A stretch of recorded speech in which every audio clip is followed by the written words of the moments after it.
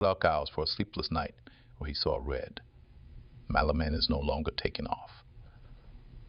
He has just read all the episodes of that damn hell Sinky on Urban Tracks. He seeks solace and sniffs a line that stretches from the edge of his decrepit keyboard, which he should replace with a bitter cup of black gold that he once again forgot to clean. Inside, the deeper he sinks into drugs, the more he becomes paranoid. The paranoid scenarios are becoming increasingly absurd. He now sees Israel's hand waving everywhere around him in his misery. Perhaps the Z is from Mossad. He has it all planned. Or maybe an Illuminati, since he is wealthy too. Ah, that idiot, he tells himself. These people are capable of anything, he thinks, staring severely at his reflection in a mirror placed on the entrance door. To normal times, he never believed in God. But every time despair has placed him in an impossible situation, he has wept his contradictions on his knees. He steps forward to a soft-stained Koran and places it on the floor. He mimics a few prayers without washing before standing up. He no longer pays attention to the phone that has been demanding his attention since 8 p.m. His every action is punctuated by the small alert of the iPhone that no one ever thinks to change on his phone. It's as if in this dream that ends in a nightmare, Malaman is being brought back to his infernal reality by the only thing that still ties him to the civilization of men. His betrayed him a long time ago. His family no longer wants to see him since he took a turn prison, and his offspring will divide his empire when he is rotting between 4 boards or 4 walls. The client's veins are about to explode. Generally, dealers are not called. No one wants to know them. An address, the name of a product, and a certain quantity are sent to them. These 3 elements are enough to be delivered within an hour, but the clients are no longer in control. In withdrawal, at midnight, as the glasses are consumed in an infernal rhythm, reason succumbs to temptation. They are no longer afraid of anything. They call him. Those are coded. Z's didn't use the real names. Yet he recognizes himself in an episode, and all the details are put on paper. He begins to think again of the baybags, the prison, the ordeal. He's been through it all before. He knows what it is, so he doesn't take it lightly. It's at this precise moment that the man sees himself as a victim of society. What if? And that damn Z. Yes, that son of a bitch. Couldn't he have kept his mouth shut? The Z, walled up in a morgue awaiting his autopsy, impervious to Malaman's supplications, already chilled by the stab wound in his chest, becomes Edgar Allan Poe's black cat, to which his tormentors will even attribute his death. It's evident. We're going to search on his side. The macabre cocaine dance can resume. Malaman is no longer clear-headed enough to grasp that he's going too far. His parched mouth gulps down swigs of an alcoholic liquid. He no longer even has the strength to recognize. When he now closes his eyes, a bass rumble drums in his head, as if the countdown that will put an end to his wretched existence has already begun. Whoever wrote my destiny surely didn't get out of bed on the right side, he tells himself. In the general confusion, he tries to write a text, but since his words are rather basic, he can't find the right ones. Except for a series of onomatopoeias. Like in Busta Rhymes' song, Got You All in Check, no sound emerges from his mouth. Then, struck by a stroke of genius, he thinks that in this situation, he would rather sing the Fugees Fugili. Malaman is impressed by his own culture. He stands up and goes back to work. He responds first to Stan, who asks him to go to the Queen to enter, past the bouncer, and deliver him. Apparently it's at his place. Malaman knows he'll find the beautiful blonde there. He brushes his teeth before leaving, a pure product of Malaman's fantasy, who maybe imagines that by entering the club and delivering Stan, he'll leave with the blonde by his side. Oral hygiene matters when you have a date or when you're delivering drugs to a beautiful blonde. She arrives at the gay club, as he described it to one of his buddies that morning. The bouncer, towering with his 4 heads, nods he can enter. Before going to the cashier, Stan comes to get him, excited like a kid who has just received his first paycheck from hustling. A little more, and he might kiss him.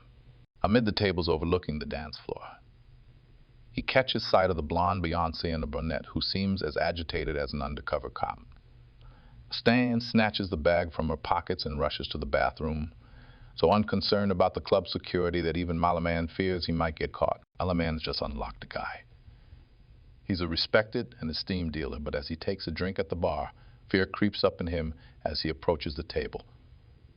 The only issue is, as he's about to sit down, the brunette curtly throws at him, "What do you want?" Malaman smiles, thinking it's a joke. After all, he's globally known in the neighborhood. Then he ends up mumbling that he's a mate of Stan. The brunette sinks into the dance floor, seemingly on the hunt for prey, slowly descending the stairs leading to the pit, unconcerned with Malaman's convoluted explanations. As for the blonde, she watches him, waiting for him to speak. But M isn't quite sure where to start, whether to talk about his feat earlier in the week or his chain deliveries, the jokes he tells his guys. Despite being a neighborhood big shot, he's completely flustered by this woman who clearly isn't impressed. After several minutes, Stan returns, accompanied by Mr. Bathroom Attendant. "What's going on?" "Spotted me in the bathroom. He wants his usual cut. Otherwise, he'll rat me out to security." "Well, give it to him." PFF Stan pulls a €50 note from his pocket and pays Mr. Bathroom Attendant. In his toxic mindset, he sees the equivalent of a gram of cocaine passing through his hands. Hailing from a well-off or newly affluent family, Stan has money. It's a given. The young man spends his time between his job, which he apparently doesn't need to make a living, and a business school, where he occasionally attends. Like many young people his age and from his background, he doesn't need to survive like others. No, Stan just needs to live, and for him, it's a real issue. Like an unemployed person starting a period of inactivity. Stan has never known where to begin. So, since he was 16, he's spent his free time in clubs, always high, always intoxicated. Seeking intense sensations gives him the impression that he's worthless. However, over time, drugs have replaced everything in his heart and mind. White Spring never stopped for Stan. Sometimes he finds excuses to leave his home solely to call his sugar man so he can bring him a piece of his barley sugar. Without the snow, the young man from Paris's western outskirts is caught up in reality. What's left for him in the end? He's a spectator of his existence. He watches his life pass by like a man jumping from a burning building every hour. So with his nightly escapades and drugs, he embalms his life with an enduring fantasy. The rest matters little. He's been numbing himself since he was 16. Back then, he used to organize parties at his place when his father would go to his mistress. He'd invite 10 or 15 people to his magnificent Haussmann apartment, and the grand orgy would commence. He never sees them again. He knows the price of a gram of coke, its composition, and even its origin. When he's not completely high, he watches videos on the subject on YouTube. And even when real Instagram posts scroll on his phone, he stumbles upon videos related to the topic due to the cookies. He's scattered while browsing. Stan has never seen his friends while sober. Most of these people don't even know him. Nothing sets him apart from a guy loitering on the crack hill, except for his father's immense fortune. Some might think he was born under a lucky star, but like many, he leads a double life. Student and financier is his alibi. However, he's also a self-centered addict who hides his flaws under a jacket and 3 ties. Who would pity a guy like that? No one. And apparently that's the problem for him. So throughout his life, Stan has chased after everything he already had, but never knew how to appreciate. It's the curse of wealth. She doesn't really look at their faces. She doesn't care. She lets herself be carried away by the mainstreamers rap that the DJ has launched from a playlist before settling at a table and chatting with friends over a club-provided bottle. Yet, aided by alcohol and drugs, everyone seems to enjoy the music. She eventually reflects on this. There are several types of guys at parties. First, there's the hunter. He views the opposite sex as some kind of prey. Often shy, you see him fidget like a cat that just had a cold shower before he comes over to you with a line straight out of an ad production style TV series like Nice Music, huh? Then there's the pro. The pro is a seasoned flirt. He's funny, picks up a girl every night. Generally, the pro is amusing, but it's quite hard to get rid of him. He's so self-assured that he becomes a burden. There's also the drunk. Officially the most boring guy at the party. Can't talk anymore, but he doesn't realize it because he's intoxicating. Now it's time for Bad Bougie, a pivotal track in rap culture as it launches the trap trend. but it remains stereotypical. Migos glorify money and easy women. Yet, even in its most basic form, she thinks rap has a certain rebellious quality. No one will ever be richer than a former pauper, and by displaying their wealth and having those vixens shimmy around them to an easy trap beat, Migos give a snub to slavery. Later, Dose will ironically comment on the fate of descendants of slaves in the track Habitu. But that's a different matter. So she moves, she dances. An odd feeling of not liking someone and regretting it once you're gone. It's always the same. The everyday is always boring, but change is never easy.